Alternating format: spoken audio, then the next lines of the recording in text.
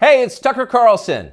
The Biden administration arrested Donald Trump this afternoon. They had him arraigned and fingerprinted in a Miami courthouse like the accused felon he now technically is. These were the first steps in a process that is designed to put Donald Trump behind bars for the rest of his life.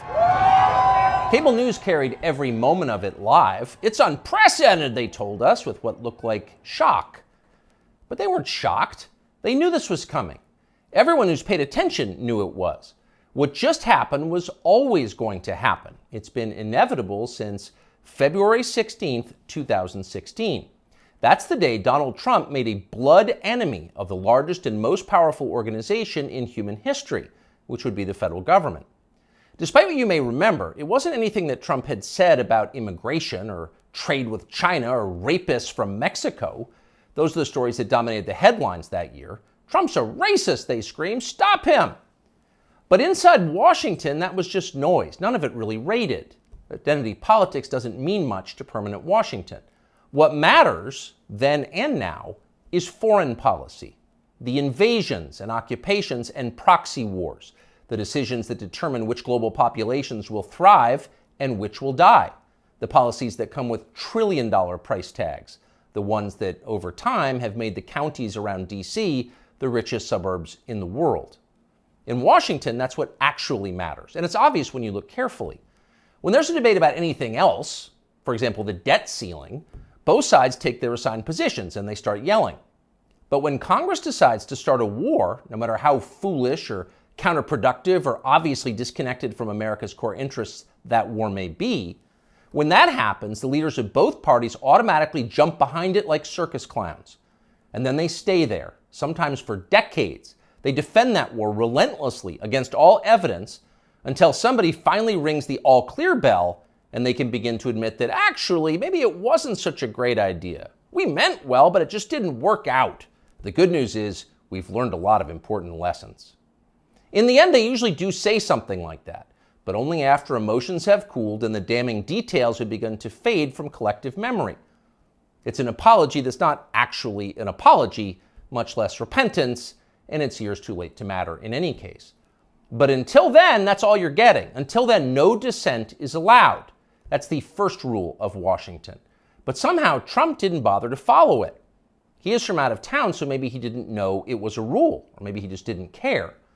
Either way, 7.5 years later, we can point to the precise moment that permanent Washington decided to send Donald Trump to prison. Here it is. It's from the Republican candidates debate in Greenville, South Carolina. We should have never been in Iraq. We have destabilized the Middle East. They lied. They said there were weapons of mass destruction. There were none, and they knew there were none. There were no weapons of mass destruction. All right. We should never have been in Iraq, Trump said. We destabilized the Middle East. Now, by the time Trump said that, a lot of Republican primary voters were starting to reach the same conclusion. How could they not? But it was the next line that doomed Trump to today's arrest.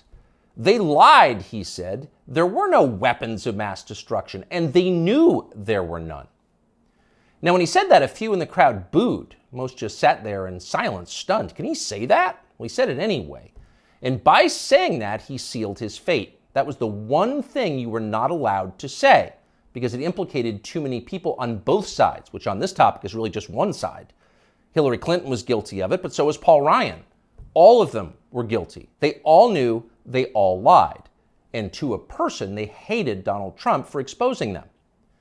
After that, it was pretty clear that even if he did get elected president, Trump was going to have a very hard time controlling the federal government he was supposed to be in charge of. Most of permanent Washington decided that thwarting Trump was the single most important mission in their lives.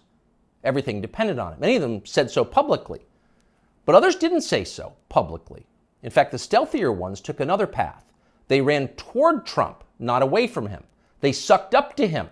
They ingratiated themselves with the man they intuitively understood was susceptible to flattery, which Trump is. And they did this in order to subvert his new administration from the inside. There were a number of these, and you could spot them immediately. They were flatterers. Invariably, the ones who flattered Trump the most hated him the most and disagreed the most strongly with his views. You saw them in the hallways of the White House and at press conferences. They were there slobbering over their boss with elaborate self-abasement, as if they were addressing a monarch or a god. It was a scene from the Ottoman court. It was filthy and decadent, and it was false. Mike Pence, Nikki Haley, Mike Pompeo, Lindsey Graham in the Congress. They all called Trump a visionary genius up until the moment he lost power. And then they unsheathed their real agenda, as always the neocon war agenda, and they piled on with maximum force. Here's Mike Pompeo, for example, on Fox News this morning. President Trump had classified documents where he shouldn't have had them, and then when given the opportunity to return them, he chose not to do that for whatever reason. When somebody identifies that, you got to turn them in. And so that's inconsistent with protecting America's soldiers, sailors, airmen, and Marines. And if the allegations are true, some of these were pretty serious, important documents. And so that's wrong. May future historians hoping to unlock the mysteries of late Empire Washington study that clip, because it will reveal everything. That very same Mike Pompeo, the one who's sneering at Donald Trump on TV this morning, that guy served Donald Trump as both CIA director and as Secretary of State. Those are the two most powerful jobs in the federal government. And as he worked in those jobs, Pompeo promised, in fact, he swore, to support the president's agenda. Why?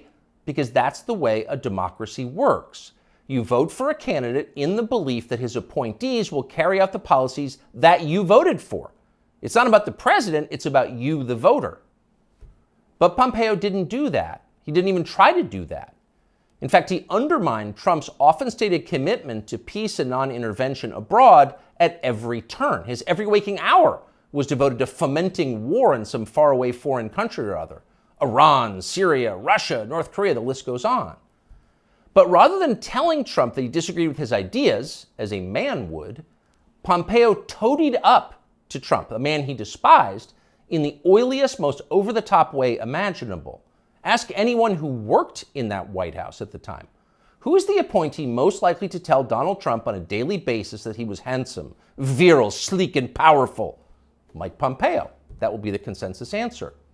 Those of us who saw firsthand Pompeo's relentless kowtowing will never forget it. It was indelibly repulsive. No one with self-respect could do something like that. But Mike Pompeo did it effortlessly, with relish and verve. Now, this same person is telling Fox News viewers that he fears for the safety of our military, our soldiers, sailors, airmen, and Marines, in the approved phrase, because Donald Trump took some classified documents home and didn't immediately return them to the National Archives? What a lie that is. Mike Pompeo knows that's a lie. He spent his entire life in Washington. Washington is a city where internal memos about Labor Day are classified because everything is classified. Your government has classified more than 1 billion federal documents, most of them boring and pointless and a danger to no one, and locked them away in secret where you can't see them because you may be an American citizen, but not really, and therefore you don't have the necessary clearances to know what's going on. And by the way, none of this is done in order to make America safer, any more than COVID restrictions were designed to keep you healthy. No, it's a caste system. That's the point. And you're the untouchable in this hierarchy. Mike Pompeo knows that. Everybody who works in Washington knows that. How many secret documents do you think Dick Cheney took home with him while he was running the Iraq War? How many did his wife read? She never had a clearance. We'll never know the answer because there is no chance Dick Cheney will ever be investigated or his staffers will be told to wear wires in his presence. He will never be indicted for this. Of course not. Dick Cheney is a neocon. Donald Trump is not. Dick Cheney supports war with Russia. Trump does not. That's the difference. The rest is just a distraction. The prosecution of Donald Trump is transparently political. He's literally Joe Biden's main political opponent. He's polling over 60% among Republican voters right now. So Joe Biden is doing what no president has ever dared to do. He's using law enforcement to lock up his chief rival. That's happening right now. Anyone who denies it's happening is lying to you. But actually, it's worse than that. Trump's prosecution isn't just political, it's ideological. Nobody with Trump's views is allowed to have power in this country. Criticize our wars and you're disqualified. If you keep it up, we'll send you to prison. That's the message Washington is sending. Not just the Democratic Party is sending, but both parties are sending. Like so many Republicans, for example, the supposedly conservative governor of Texas, Greg Abbott, spent yesterday totally ignoring the destruction of the American justice system. Instead, he signed a highly important bill called the Crown Act, which according to the celebratory tweet Abbott sent commemorating it, will, quote, prohibit discrimination based on textures and hairstyles historically associated with race. In other words, in Texas, cornrows are now protected by law. Having unapproved views about Ukraine is not. That's fine with most elected Republicans. They find Trump tiresome and embarrassing. Their donors hate him. They will not be sad if he dies in jail. But what about voters? What are they learning from this spectacle? Well, mostly they're learning that they have no power at all because nobody cares about them. But they already knew that. Unlike so many of our elected leaders, they have been to America recently. They know what it looks like. Have you seen it? If you've got a few days this summer, find out. Take a road trip and see for yourself. Drive 500 miles in any direction and then come home. How are things looking? Well, they should look great. The federal government spent $6.5 trillion last year. That's more than any government has ever spent, ever. So at the very least, you would expect pristine public roads. Oh no, that's not what you see when you drive around this country. There are potholes and Jersey barriers everywhere. Looks like Tegucigalpa before the Chinese decided to rebuild the infrastructure of Honduras. We don't have China buying our roads. So they're falling apart. You'd think the people you would pass on your road trip would look happy and prosperous. Again, this is a very rich country. But a lot of them don't. Quite a few appear to be strung out on drugs. You see them shuffling by shuttered storefronts in small towns. And you wonder, as you see all of this, where did all the money go? It's certainly not here. Well, it's in Washington.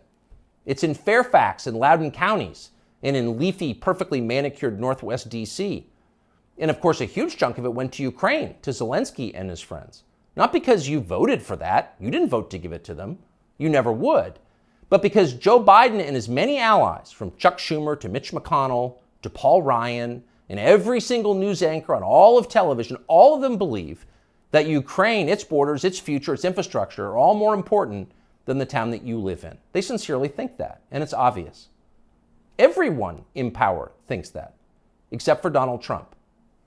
Whatever else you say about him, Trump is the one guy with an actual shot at becoming president who dissents from Washington's long-standing pointless war agenda. And for that one fact, they're trying to take Trump out before you can vote for him. And that should upset you more than anything that's happened in American politics in your lifetime. Even if you don't plan to vote for Donald Trump, even if you would die before voting for Donald Trump, which is your right, and a lot of good people feel that way, even still, the destruction of our democracy, which is the right of voters to support any candidate they want, even candidates who don't want war with Russia, the destruction of that should keep you up at night. Yes, Donald Trump is a flawed man, but his sins are minor compared to those of his persecutors. In this life, we don't get to choose our martyrs. We can only choose our principles, and America's are at stake. Younger people say the news is full of lies. Kennedy's motorcade. 239 people. The death of Jeffrey Epstein.